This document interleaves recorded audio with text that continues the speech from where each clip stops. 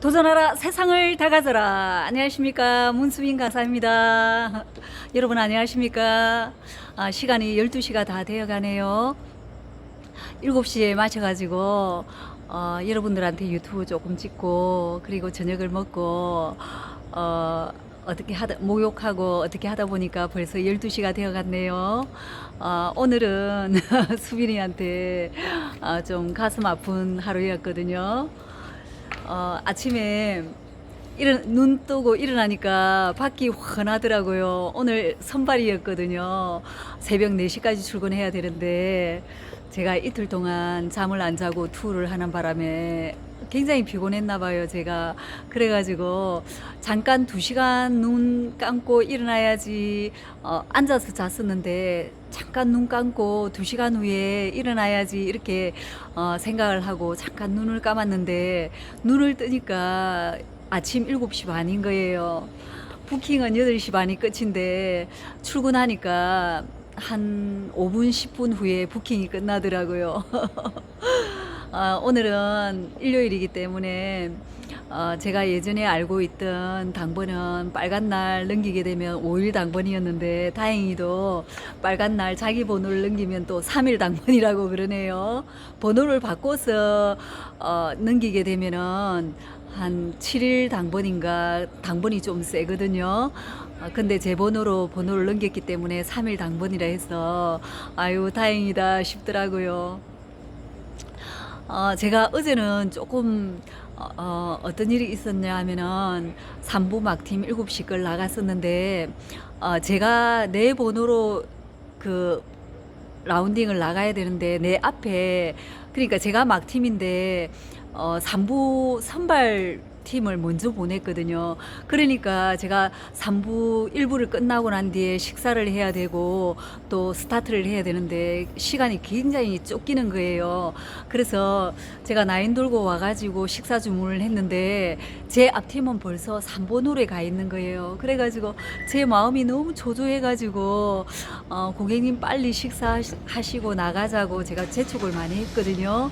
그리고 제가 아직 그 티샷을 안 한 상태에서 앞팀이 3번홀에 있기 때문에 근 두세 홀을 비웠잖아요. 그러니까 너무 마음이 바쁜 거예요. 그리고 상대방 제가 동코스 막팀이면 스코스 막팀은 벌써 3번홀에 있을 것 같았는데 우리가 너무 늦었다는 생각 때문에 제가 마음이 너무 바빴거든요. 그래가지고 또 팀장님이 또 진행을 보고 라이트 불을 끄시기 때문에 제 마음이 굉장히 바쁘더라고요. 그래가지고 1번 홀부터 사모님하고 사모님 2분, 사장님 2분이셨는데 제가 바쁘게 그 조금 진행을 빨리 해달라고 독촉을 했었거든요. 그러니까 고객님들도 그 보조를 맞추기 위해서 마음이 바쁘니까 샷이 뽕샷이 되고 거리도 자기 거리도 나오지 않고 그랬는데 사장님 아이언이 5번 아이언이 갑자기 반토막이 나버리는 거예요. 그 멀쩡하던 아이언 5번이 반으로 잘라져 버리는 거예요. 샷을 했는데.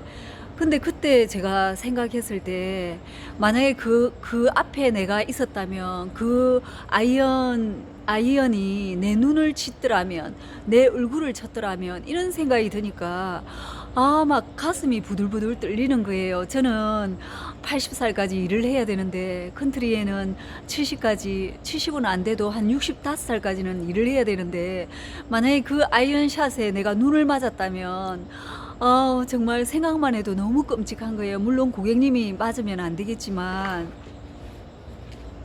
고객님도 다치지 않고 저 역시도 다치지 않아서 정말 너무 우리 엄마 아버지가 도와주셨구나, 조상이 돌봤구나, 이런 생각을 했었거든요.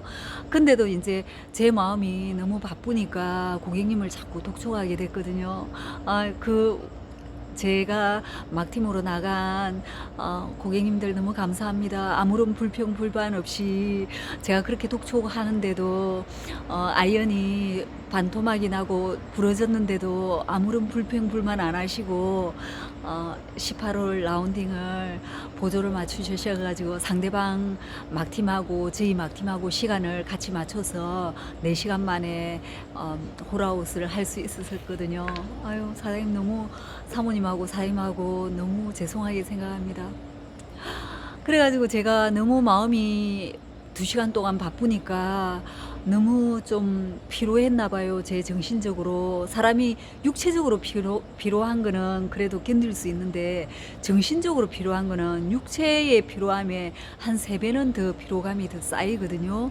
그래서 제가 일이 끝나고 난 뒤에 목욕을 하고 나니까 2시더라고요. 그래가지고 동생하고 그거 배웅 인사를 다 하고 집에 와가지고 2시에 퇴근했는데, 제가 또 선발이어가지고 4시까지는 출근을 해야 돼서 알람을 한 10개 정도를 하고 시계 알람을 2개를 했는데도 그 소리를 듣지를 못하고 눈 뜨니까 아침 7시 반이더라고요. 아유, 정말 내가 너무 지쳐가지고 아마 푹 깊게 이렇게 잤나 봐요. 그래가지고 아침에 눈 떠가지고 허둥지둥 번호는 넘겼고, 일단 회사에 가가지고 얼굴을 비춰야 그게 무단 길근이 안 되기 때문에 제가 아침 7시 반에 출근해서 오후 3시걸 나갔거든요. 그러니까 오늘은 한 바퀴밖에 안 됐는데, 한 바퀴도 딱 한 바퀴밖에 돌지 못했는데, 마지막에 그 한 팀이 떠가지고 제가 오늘 일을 나가가지고 일을 무사히 마치고 왔거든요.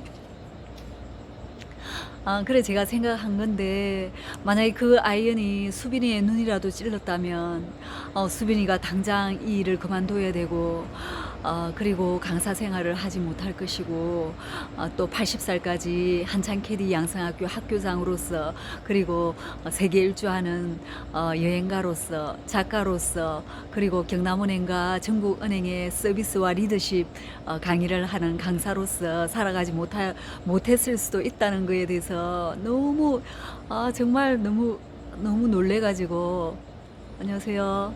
그래가지고 너무 다행이다 이런 생각을 했거든요. 이거 지금 유튜브 찍고 있거든요. 아, 그래. 네네네. 방송합니까? 네네. 예. 그래가지고 너무 다행이다 이런 생각을 했었습니다. 그래서 넘겨도 별거 아니다. 바쁘게 말고 천천히 가라는 그런 계시가 아닐까 이렇게 생각을 하고 감사하는 마음으로 생각하면서 하루를 보냈거든요.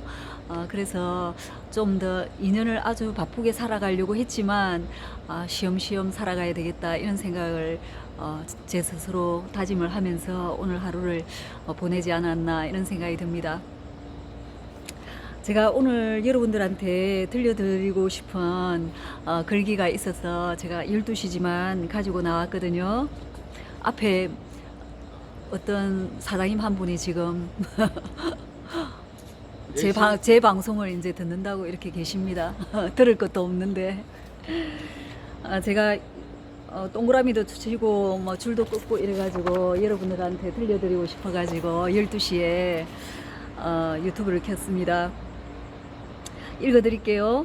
나는 종종 좌절한다. 하지만 이를 한 단계 더 올라설 기회라고 되새기면 대부분의 갈등은 지금껏 생각해왔던 해결책을 시험할 기회로 재발견될 수 있다. 이렇게 되어 있네요. 김미경 강사님 말씀에 의하면 지금 자기 자신이 생활하고 있는, 그리고 일터에서 조금만 생각을 바꿔 가지고 연결해서 생각한다면 이 일터와 내 삶의 중심에 있지 않고 조금만 내 생각을 틀어서 조금만 다르게 생각한다면, 그리고 연결한다면, 내가 지금 현재 처해 있는 그 상황보다 조금 더 높은 곳에 연결한다면 인생의 기회를 잡을 수 있는 기회가 도사리고 있다 이런 말씀을 하셨거든요. 그렇기 때문에 저 역시도 내 생활에서 내 연결고리를 잡아야지 이런 생각을 해서 저 역시도 돈을 모아서 심리학과 대학원을 등록하려고 그렇게 생각을 하고 있거든요. 여러분들도 지금 현재의 삶에 안주하지 말고 나보다 한 단계 위에 있는 사람들과 연결고리를 건다면 언젠가는 내 인생에 어떤 막대한 변화를 가져올 수 있는 상황이 벌어지지 않을까 이런 생각이 듭니다. 수빈이 역시도 김미경 강사님을 만남으로 해서 수빈이의 인생이 강사로 변하고 한창 대표로서 살 수 있고 이렇게 되는 것이거든요. 그렇기 때문에 사람은 자신의 포부보다 더 큰 포부를 가져야 한다.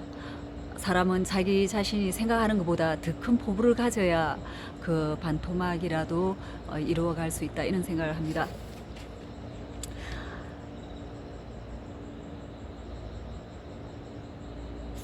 나는 사람들에게 수영을 권한다. 거의 매일 아침 나는 수영을 한다. 수영을 하고 나면 그날 하루 내내 마음가짐이 달라지는 걸 느낀다. 수영을 하는 사람들은 물느낌이라는 의미에 대해 이야기하곤 한다. 이는 손으로 물을 휘젓는 게 아니라 물을 손에 쥐고 몸을 그 지점 너머로 끌어당기는 것을 말한다. 물론 물을 휘저어도 앞으로 갈 수는 있다. 하지만 매우 비효율적으로 우아하지도 못하다. 작가 데이비드 포스터 윌러스가 말한 것처럼 대부분의 삶은 우리에게 물과 같다. 우리는 물속을 헤엄치고 있지만 너무 서둘러서 너무 허우적거리느라 전후 사정을 깨닫지 못하기 때문에 정작 물을 보지는 못한다. 물을 끌어당기기 전에 동작을 멈추고 진정으로 물을 느껴보라 이렇게 되어 있네요. 수빈이 역시도 54년 살아오는 동안 앞만 바라보고 달렸지 옆과 위와 뒤를 돌아보지 못하고 살았는데 이제는 물 흐르듯이 현재를 느끼면서 그렇게 살아가고자 합니다.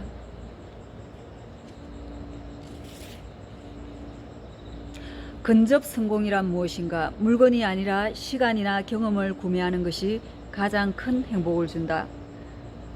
생각하고 글을 쓰고 가르치는 사람이다. 글을 써서 먹고 살 수 있겠어? 가난을 면치 못할 거야 라는 편견에서 예는 아니었다. 나를 홀가분하고 대담하게 만들었는지도 모른다. 평가를 박하게 받은 것들의 나중에는 빛나는 보석이 되는 경우를 우리는 많이 봐왔지. 때로는 낮은 평가가 높은 평가보다 삶에 더 큰 자극을 줄 수 있다. 여러분들은 어떻게 생각하실지 모르겠지만 수빈이는 항상 남에게 인정받기를 원하고 남에게 대접받기를 원하면서 살았거든요. 내 평생에 송국헌 사장님 말고는 나 자신을 칭찬하거나 나 자신을 인정해주는 상사는 지금까지는 만나보지 못한 것 같아요. 제 인생의 처음이자 마지막 상사가 아닌가 이런 생각이 드네요. 가장 기억에 남는 패배는 무엇인가? 너무 분하고 억울해 밤잠을 설쳤던 패배는 무엇인가? 이렇게 되어 있네요. 저는 이 글을 읽을 때 돌아가신 정주영 회장님 책을 생각했거든요. 실패는 있으나 포기는 없다 이렇게 말씀하셨는데 정주영 회장님께서는 인생을 그렇게 살아가지 않았나 이런 생각이 듭니다. 수빈이 역시도 정주영 회장님을 닮고자 정말 주식 투자로 파산하고 여러 가지 인생의 고비를 넘기면서 이 시점에 와 있는데 수빈이도 도전하는 인생을 살아가고자 지금 역시도 그렇게 애쓰고 있습니다. 근접 성공이라고 바꿔 불렀다. 최고의 성공은 성공의 완성에 있지 않다. 최고의 성공은 성공에 가장 근접해 있는 상태다. 목표 달성 직전에 이르렀을 때 우리는 엄청난 추진력을 얻기 때문이다. 이렇게 되어 있네요. 이 책이 정말 너무나 글이 고귀하고 너무나 귀한 말이 아닌가 이런 생각이 듭니다. 수빈이는 지금까지 성공이라는 것이 가장 인생에 정말 도달해야 되는 최고점이라고 생각하고 살았는데 이 책은 성공이 완성이 아니라고 되어 있네요. 저로 하여금 한 번 더 성공에 대해서 해석하는 또 다른 해석을 하게 만드는 글귀가 아닌가 이런 생각이 듭니다. 수빈이 역시도 지금 이 글과 마찬가지로 목표 달성 직전에 있기 때문에 우리는 엄청난 추진력을 얻기 때문이다 이렇게 되어 있는데 이 글처럼 지금이 가장 문수빈 인생의 최고점이 아닌가 이런 생각이 듭니다.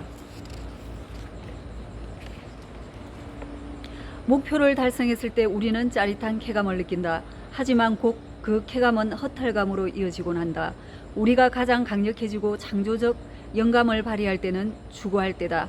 우리는 추구할 때 살아있다는 것을 생생하게 느낀다. 수빈이 역시도 지금 추구하는 것이 있고 이끌어가는 것이 있기 때문에 생생하지 않나 이런 생각이 듭니다. 인생의 목표는 영원한 추구다. 성공은 돌파구가 아니라 경험에서 배우고 추구를 멈추지 않는 한 우리에게 실패는 없다.